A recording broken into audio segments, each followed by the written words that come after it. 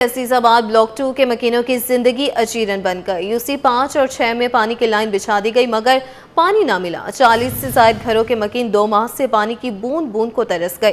Connection के लिए खोदे गए गड्ढे भी ना भरे जा सके। मजीद बताएंगे रिजवान अहमद। जी रिजवान, बताइएगा।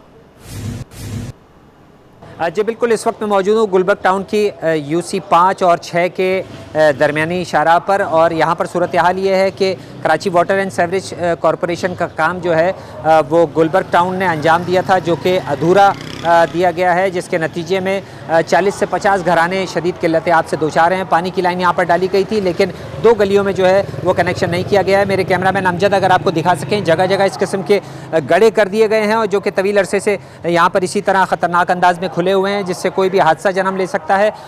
इस सूरत हाल में यहाँ के जो रहने वाले हैं वो न सिर्फ किल्लत आब से दोचार हैं, बल्कि इन गढ़ों से भी उनके लिए परेशानी हो रही है। हमारे साथ शहरी मौजूद हैं, इनसे बात करते हैं। बताइएगा क्या मामला है ये? जी, ये अजीजाबाद ब्लॉक 2 का इलाका है। हमने तमाम वाटर बोर्ड के महकमे को अप्लीकेशन दी है कि यहाँ पे जो जब नई लाइन डली थी मई में, उसके बाद से पानी की जो बेसिक रीड है, लाइन वाटर बोर्ड ने डाली थी। जी, ये वाटर बोर्ड ने डलवाई थी, वाटर बोर्ड के थ्रू डली है ये लाइन, टाउन ने डलवाई थी ये लाइन।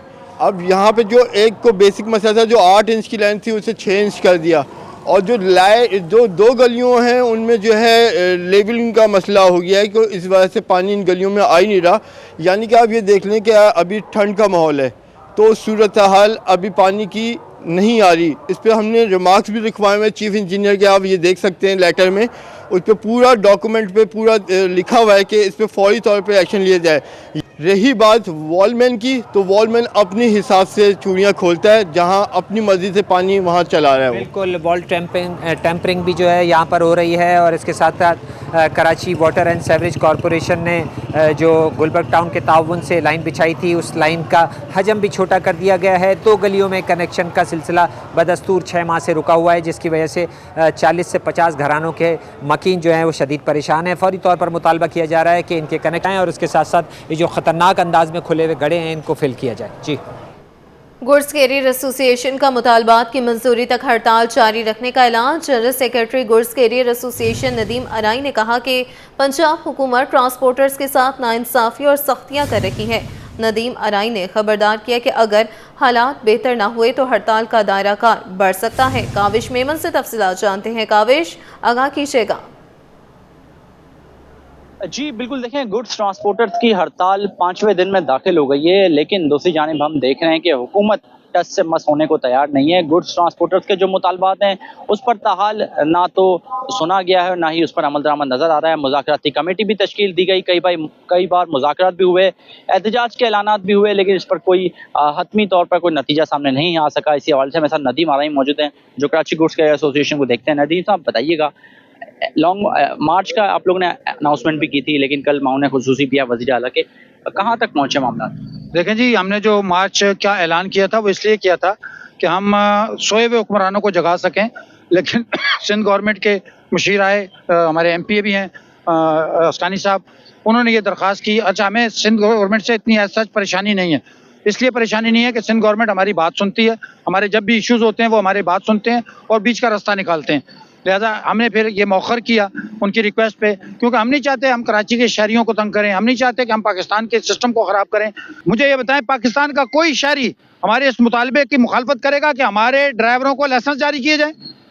मेरा ख्याल है पाकिस्तान का कोई शहरी ये नहीं कहेगा कि आप ये मुतालबा क्यों कर रहे हैं।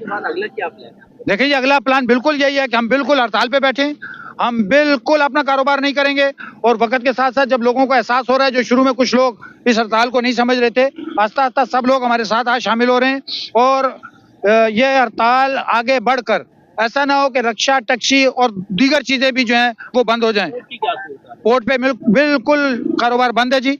और देखें, मैं आपको बताऊँ, हम सब यहाँ जो मौजूद हैं, हम पाकिस्तान के शहरी हैं, हम मुहिब वतन शहरी हैं, हम पे इन हुक्मरानों को कोई फर्क नहीं पड़ता। हमारा सिर्फ मौक़िफ़ ये है कि हम पुरअमन एहतजाज कर रहे हैं, हमारे पुरअमन एहतजाज को समझें, और खुदा के लिए पंजाब गवर्नमेंट से मैं ये पुरज़ोर मुतालबा करता हूँ कि हमारे जो साथी, जैसे अजमल पौड़ को रात को आपने मुल्तान से उठाया, बाकी शहरों से रिपोर्टें आ रही हैं, हमारे तमाम रहनुमाओं को रिहा कर दें, वरना हालात हमारे इख्तियार से बाहर हो जाएंगे। ठीक है, नदीम अराई मौजूद थे, वाज़े बता रहे हैं कि ट्रांसपोर्टर्स के मुतालबात को संजीदगी से लिया जाए, बसूरत दीगर वो हड़ताल कर वसी कर देंगे। जी।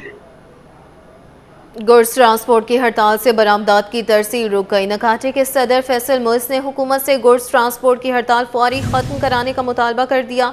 हुकूमत से शरह सूद को सिंगल डिजिट में लाने की अपील की है। फौरी तौर पे मैं मुतालबा करूंगा कि सिंगल डिजिट में लाया जाए। इस खित्ते के अंदर 5.5 रुपए पे इंडिया है, 7.5 रुपए पे श्रीलंका है, 10% जो है वो अपना बांग्लादेश है, वियतनाम 4.5 पे। We have to compete in this region. और मैं अरबाब इख्तियार से ये कहूँगा कि आपकी बहुत सारे मसाइल हैं। आप IMF से जब बात करते हैं तो नॉलेजेबल लोगों को अपने साथ बिठाएं, जो हमारे स्टेक होल्डर्स हैं कि फेडरेशन के, कराची चैम्बर के, कि हम सही तरह डायलॉग करें। इसलिए कि पहली प्रायोरिटी हमारे लिए पाकिस्तान है। पाकिस्तान में आसानी होगी बिजनेसमैन के लिए तो बिजनेस चलेगा, और वरना तो आप समझें कि सबसे बड़ी पॉवर्टी जन्म लेगी, लोग जॉबलेस होंगे और मामलात ख़राब होंगे। मेरा सिर्फ कहना यह है कि फौरी तौर पे स्टेट बैंक के गवर्नर, फाइनेंस मिनिस्टर, वज़ीर आज़म पाकिस्तान इसको सिंगल डिजिट में लाए। खबर आपको दें कि NICH अब भी बच्चों का सबसे बड़ा अस्पताल, सहूलियात मजीद बढ़ने को तैयार। NICH में जदीद 12 मंजिला मेडिकल टावर बनाने का फैसला। नया tower bone marrow, transplant, nursing college और OPD समेत जदीद सहूलियात से आरास्ता होगा। एग्जीक्यूटिव डायरेक्टर का कहना है कि पूरे मुल्क से आने वाले बच्चों को मुफ्त इलाज फ्राहम किया जाएगा। अस्पताल के बिस्तर 500 से बढ़ाकर 1500 किए जाएंगे। अस्पताल तेजी से तरक्की की जानिब गामजन है। सिंध हुकूमत और ईदी फाउंडेशन की ताउन से मेडिकल टावर की तामीर जल्द शुरू होगी।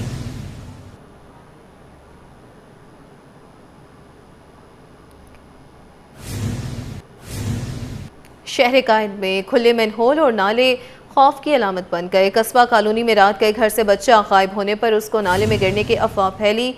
बादशाह अफवाह गलत साबित हुई और बच्चा साइट एरिया मेट्रो वूल से मिल गया। इलाके में खुला नाला होने के बायस अफवाह फैली।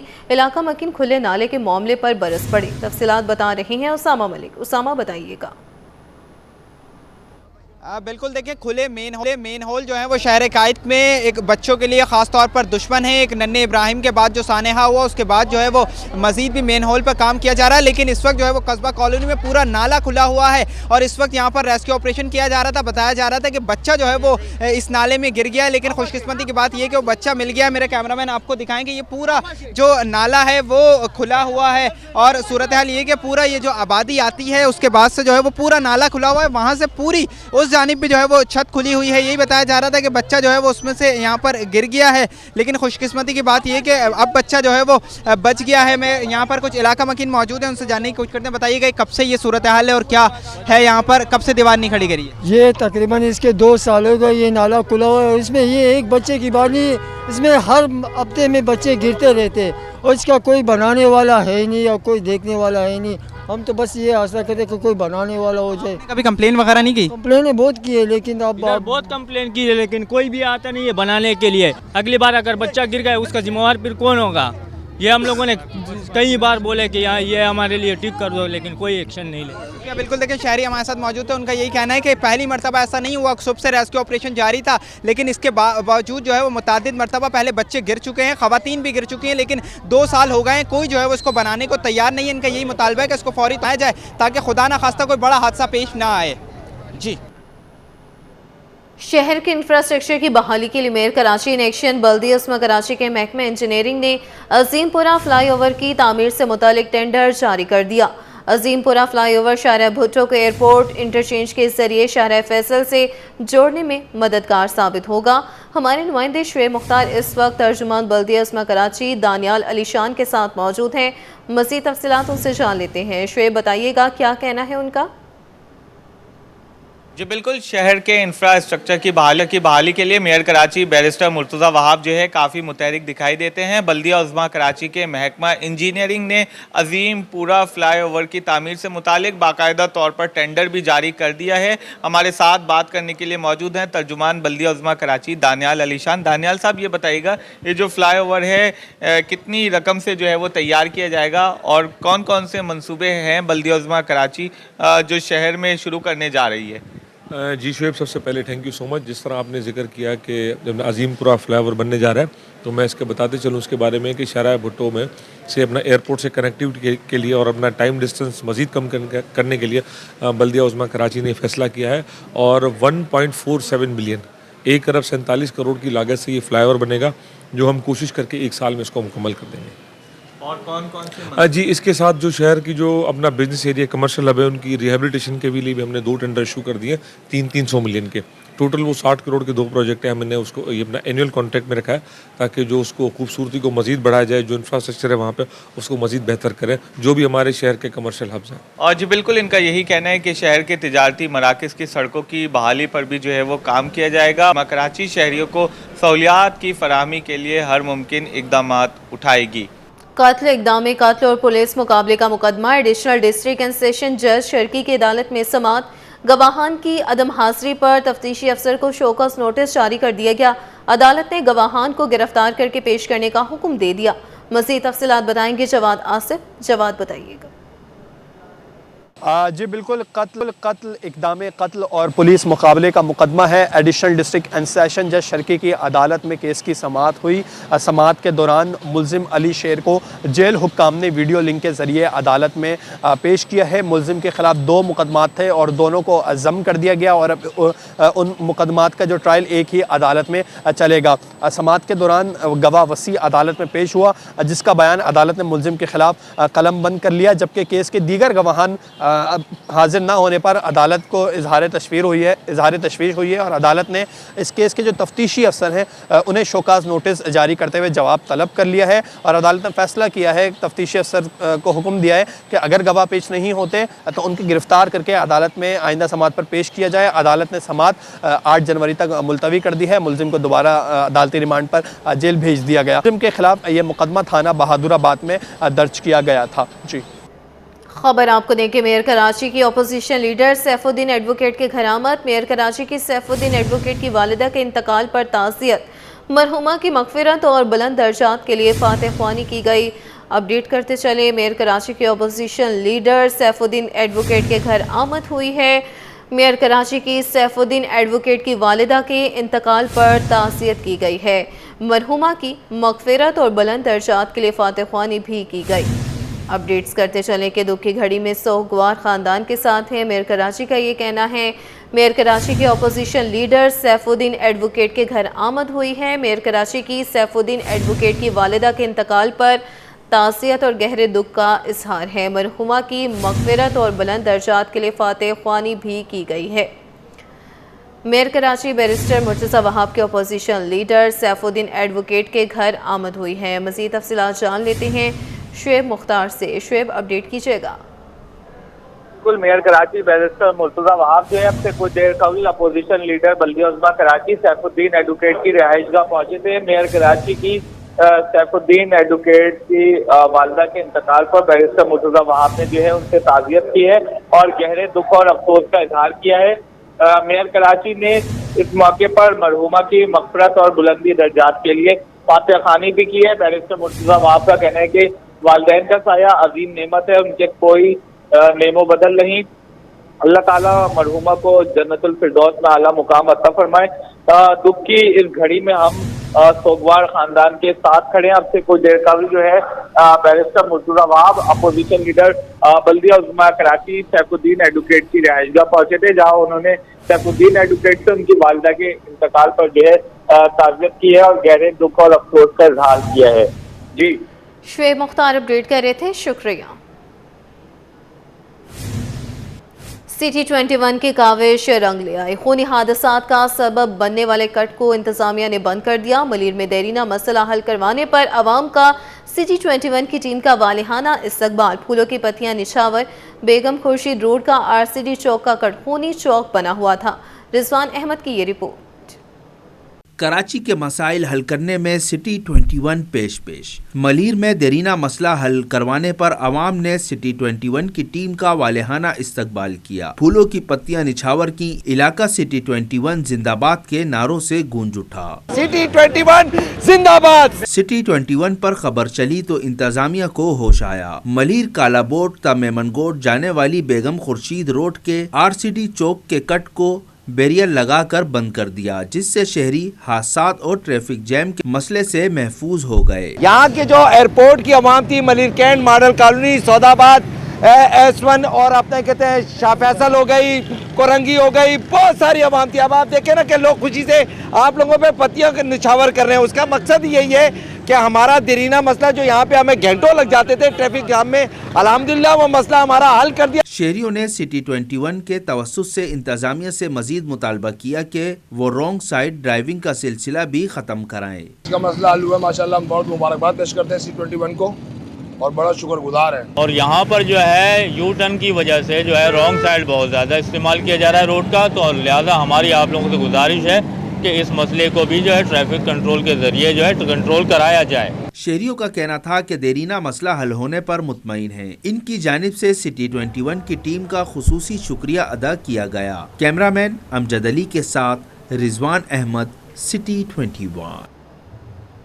फेडरल बी एरिया ब्लॉक 10 का नदीम सरवर ग्राउंड कमर्शियल सरगर्मियों की नजर हो गया। पार्किंग माफिया का राज, ग्राउंड की टूटी दीवारें, चारों तरफ गंदगी के ढेर लग गए। इलाका मकीनों का कहना है कि मुतादिद बार नाले और पार्क के हवाले से इंतजामिया से शिकायत दर्ज करवा चुकी हैं, मगर कोई सुनवाई नहीं हो रही। मजीद सूरत हाल जानते हैं अक्सा शेख से। अक्सा बताइएगा। जी बिल्कुल, इस वक्त मैं मौजूद हूँ फेडरल बी एरिया 10 नंबर पर, जहाँ पर आप मैं इस ग्राउंड में मौजूद हूँ। ये नदीम सरवर के नाम से पार्क का नाम तश्कील दिया गया है, लेकिन बेसिकली ये ग्राउंड है जो कि अब बिल्कुल ज़बोहाली का शिकार है। यहाँ पर क्योंकि देखते हैं कि ग्राउंड और पार्क के अंदर कमर्शियल जो एक्टिविटीज़ है वो इलीगल है, लेकिन यहाँ पर तादाद के अंदर कमर्शियल एक्टिविटीज़ की जा रही हैं। कैमरामैन अमजद अगर दिखाएं कि यहाँ पर पार्किंग कर दी गई है, जो कि ग्राउंड लड़कों के खेलने के लिए, बच्चों के खेलने के लिए होते हैं। अमूमन संडे वाले दिन यहाँ पे क्रिकेट हो रहा होता है, लेकिन अब यहाँ पे बिल्कुल इसे कमर्शियल एक्टिविटी में तब्दील कर दिया गया है। पार्किंग माफिया का यहाँ पे राज है। उसके साथ साथ इस ग्राउंड की दीवारें भी टूटी हुई है।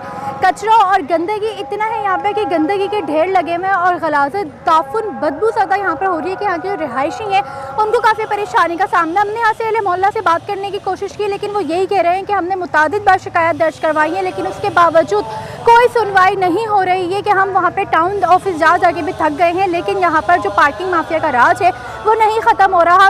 लड़कों से बात करने की कोशिश की तो उन्होंने यही कहा कि हमने तो भाई शिकायतें दर्ज करवाई हैं, लेकिन उसके बावजूद कोई सुनवाई नहीं हो रही। तो यहाँ के अहले मोहल्ला की यही गुजारिश है कि यहाँ से पार्किंग माफिया का राज ख़त्म करवाया जाए, इस कचरे को साफ़ करवाया जाए, इस ग्राउंड को बिल्कुल प्रॉपर इसकी असल हालत में लाया जाए, ताकि जो हम लोग शाम के औकात में यहाँ पर चहलकदमी होती थी, लोग अपना वक्त गुजारने के लिए आते थे, शाम के औकात के अंदर यहाँ पे बच्चे क्रिकेट खेलते थे, तो वो दोबारा से सारी चीज़ें मामूल पर आ सकें। जी,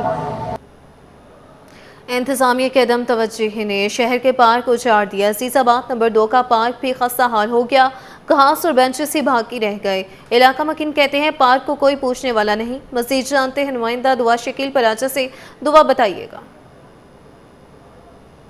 जी बिल्कुल, इस वक्त मैं अजीज़ाबाद ब्लॉक 2 के एक पार्क में मौजूद हूँ, जहाँ पे इसको जो है एक चिल्ड्रन पार्क कहा जाता है। मेरे अकब में अगर मेरे कैमरामैन इस पार्क की हालत दिखा सकें तो किस कदर ये खस्ता हाल पार्क हुआ हुआ है, बल्कि अगर हम इसको कचरा कुंडी कहें तो भी बेजा ना होगा, क्योंकि यहाँ पे बेंचेस भी लगे हुए हैं, पार्क के नाम पे घास भी लगी हुई है, लेकिन यहाँ पे इंसानों के बजाय आपको यहाँ पे कचरा उड़ते हुए शॉपर और गंद नज़र आ रहा है। और मेरे पीछे यहाँ पे तख्ती भी लगी हुई है। जब इस पार्क का जो है इनॉग्रेशन किया गया था और ख़ास तौर पे जिनकी तरफ से ये बनाया गया था, चिल्ड्रन ये पार्क था, लेकिन अब इसकी हालत देखें, इस कदर ख़राब हालत में ये पार्क हो चुका है। इसी हवाले से हमारे साथ यहाँ के एक रिहायशी और शहरी भी मौजूद हैं। इनसे जानते हैं कि कब से ये पार्क की ये हालत है और क्या इसके ऊपर कोई भी एक्शन नहीं लिया गया, कि दोबारा इसको बनाने की कोशिश नहीं की गई। जी, ये पार्क बनाया गया था तकरीबन 2023 में, 6-8 महीने इसकी मतलब कुछ किया गया था, उसके बाद वापसी यही हाल हो गया कि कचरा कुंडी का माहौल पेश करने लग गया ये वापसी पे। तो मुझे बताइएगा, आपके घर में भी बच्चे वगैरह होंगे, तो क्या आप उनको किधर वो खेलते हैं, कोई है जगह उनके पास यहाँ पे पार्क के अलावा खेलने मिलने की? इस पार्क के अलावा हुसैनाबाद में जगह है, वहाँ चले जाते हैं। अब जाहिर सी बात है घर के करीब वाला पार्क अगर बन जाएगा, सहूलत हो जाएगी तो और अच्छा हो जाएगा। जी बिल्कुल, इस वक्त हमारे साथ जो थे शहरी मौजूद थे, इनका यही कहना था कि 2023 के अंदर ये पार्क जो है वो बनाया गया था, उसके बाद से ये अब कचरा कुंडी में तब्दील हो चुका है। यहाँ पे ना कचरा उठाया जाता है, बल्कि रोज़ाना की बुनियाद पे कचरा फेंका ही जाता है और यहाँ पे कोई भी बंदा नज़र नहीं आ रहा। और इसके अगर स्टार्टिंग में भी अगर आप दिखाएं, यहाँ की शुरुआत में गेट के ऊपर जो पार्किंग की एंट्रेंस है उसके ऊपर भी यहाँ पे जो है गुजरने की जगह नहीं है। अगर यहाँ पे आ जाए तो गुजरता हुआ इंसान पता ही ना लगा सके ये कोई पार्क है या फिर कचरा कुंडी। सोने की ऊंची उड़ान, आलमी बाजार में $160 इजाफा। आलमी मार्केट में सोना $4,319 फी औंस तक पहुंच गया। मुल्की सराफा मार्केट में 1 तोला सोना $10,700 महंगा। 1 तोला सोना बढ़कर $4,54,262 का हो गया। बात कर लेते हैं ब्यूरो चीफ अशरफ खान से। अशरफ खान, बताइएगा, सोने की ऊंची उड़ान जारी है। जी, देखा जाए एक बार फिर आलमी मार्केट में जो है सरमायाकारों की जानिब से महफूज सरमायाकारी सोने और चांदी में देखी जा रही है, जिसकी वजह से आलमी मार्केट में एक ही दिन में सोना $160 इजाफे से $4,319 की औंस की नई बुलंद तरीन सतह कायम कर दी है। इस इजाफे का असर मुकामी सराफा बाजार में भी हुआ है। मुकामी सराफा बाजार में 1 तोला सोना एक ही दिन में $10,700 महंगा होकर तारीख में पहली बार $4,54,262 की नई बुलंद तरीन सतह कायम कर दी है। साथ ही 10 ग्राम सोना $9,174 इजाफे से $3,79,456 की नई रिकॉर्ड सतह कायम कर दी है। और साथ ही देखा जाए तलब बढ़ने पर चूंकि सोना महंगा हो गया तो लोग जो है चांदी खरीद रहे हैं और चांदी की कीमत एक ही दिन में पहली बार $232 महंगी हुई है और नई कीमत जो है $6,684 की बुलंद तरीन सतह कायम कर दी है। सराफा डीलर का कहना है आज मार्केट में एक बार फिर जो महफूज सरमायाकारी पर सोने और चांदी की कीमतों में खरीदारी हो रही है, उसका असर मुकामी सराफा बाजार में भी देखा जा रहा है। ठीक है, इसका असर मुकामी सराफा बाजार में भी देखा जा रहा है। ब्यूरो चीफ अशरफ खान हमारे साथ मौजूद थे, बहुत शुक्रिया।